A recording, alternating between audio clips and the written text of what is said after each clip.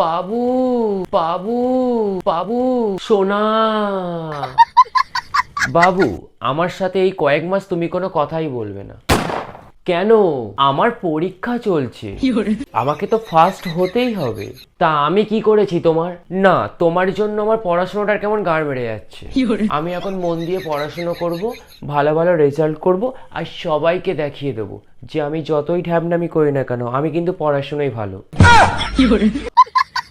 জানো বাবু, কাল আমার এক্সাম, আর পড়তে বসলেই শুধু তোমার কথা মনে পড়ছে। মন শুধু তুমি তুমি করছে। বইয়ের প্রতিটা পাতায় শুধু তোমার নাম লিখে রেখেছি। তোমাকে কাছে পেতে ইচ্ছা করছে। আচ্ছা, আমার একদম পড়তে ইচ্ছা করছে না বাল। আরে তুমি মন দিয়ে পড়ো, আমি তো আছি। তুমি বাল চিটতেই আছো। উফ, বলছি আমার পড়তেই ইচ্ছা করছে না বাল। তাহলে কি ইচ্ছা হচ্ছে? চুমু খেতে, চুমু খেতে। বাবু জানো, মা বলেছে এবছর পরীক্ষায় ফেল করলে বিয়ে দিয়ে দেবে। আমি বিয়ে করতে এখন চাই না বাবু, আমি তো এখন সবার সাথে প্রেম করতে চাই। তুমিই বলো, আমার কি এখন বিয়ের বয়স?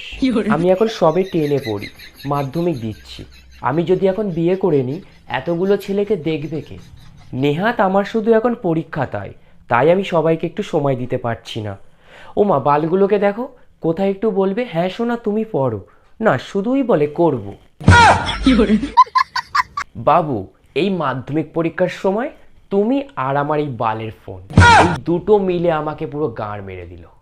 আমি যখনই বইটা নিয়ে বসি, তখনই আমার সোশ্যাল মিডিয়া থেকে ডাক আসে, আয় আমার আশ্রমে আয়।